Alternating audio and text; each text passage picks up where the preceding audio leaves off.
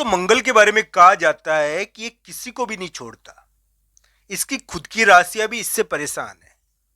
पर दोस्तों, ये ध्यान रखना चाहिए, ये दूसरे की राशि को तो विशेषकर बुध की राशियों के पीछे पड़ा रहता है।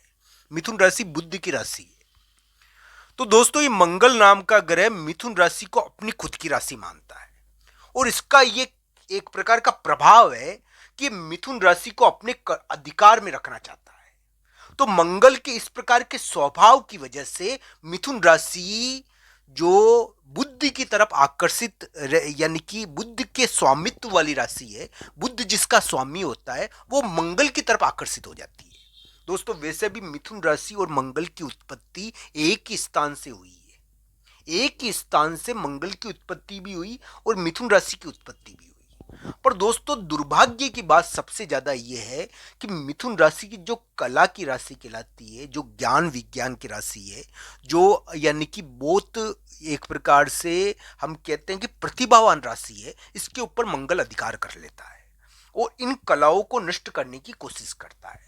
दोस्तों, ये ध्यान रखना चाहिए, मिथुन राशि में योग्यता ही बहुत होती है, पर ये मंगल नाम का ग्रह इस मिथुन राशि पर कंट्रोल कर कर इसको एक प्रकार से शासकीय कार्य कराने के लिए मजबूर कर देता है। इसकी वजह से बहुत सारे कलाकार और बहुत होनहार लोग यानी कि जानबूझकर इन यानी कि शासकीय कार्यों में फंस जाते हैं।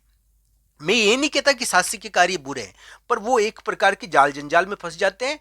विभिन्न प्रकार के पारिवारिक कार्य या फिर हम कह सकते हैं राजा के कामकाज में फंस जाते हैं। तो वो शासन और राजा के काम में फंसने की वजह से वो अपनी कलाओं को विस्तार नहीं दे पाते। ये सबसे बड़ी मिथुन राशि की कमी है। ये मंगल मिथुन राशि के पीछे पड़ा हुआ है। तो दोस्तों, मैं आज आपके लिए एक बहुत काम की जानकारी लाया हूं। मैं आपको ये बता दूं कि ये मंगल मिथुन राशि के पीछे पड़ा रहता है और इसको कंट्रोल अधिकार में करना चाहता है। पर एक ग्रह जो बृहस्पति है, गुरु है, ये गुरु नाम का ग्रह इस मिथुन राशि की इससे रक्षा करता है। दोस्तों, मिथुन राशि वाले जातक को मैं कुंडली मिलान के बारे में एक बात कह दूं, इसकी कुंडली मिलान आम तरीके की नहीं होती। आम तरीके से जो नॉर्मली तरीके से हम कुंडली मिलान करते हैं ना, वो मिथुन राशि की नहीं करनी चाहिए। हालांकि इस मामले में जरूर कुंडलियों के हिसाब से निर्णय ले, पर मैं एक बात बता दूं कि मिथुन राशि वाले जातक के लिए बृहस्पति एक बहुत ही अलग ढंग की स्थिति रखता है और अभी वर्तमान में इस प्रकार का हो गया है। दोस्तों, बृहस्पति में एक अलग ही प्रकार का तत्व आ गया है और ये तत्व आया इसके गोचर के कारण। बृहस्पति का गोचर बदल गया है।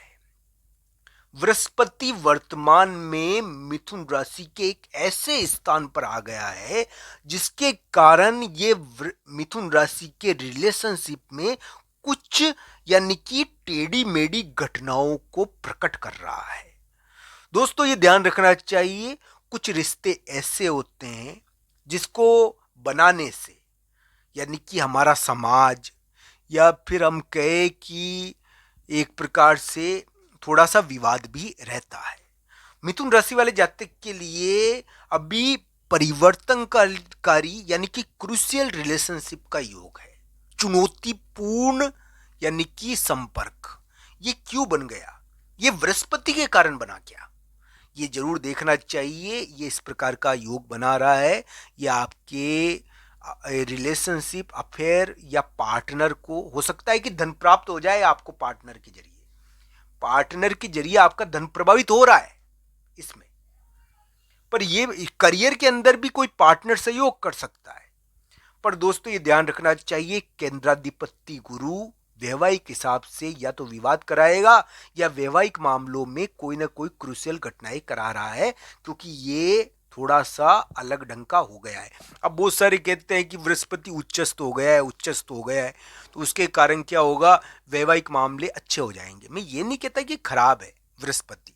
ये क्या हुआ कि आपके लिए थोड़ी क्रूशियल घटनाएं यानी कि परिवर्तनकारी घटनाएं वैवाहिक मामलों में कर रहा है, जिसकी वजह से इस प्रकार की चीजें हो रही हैं।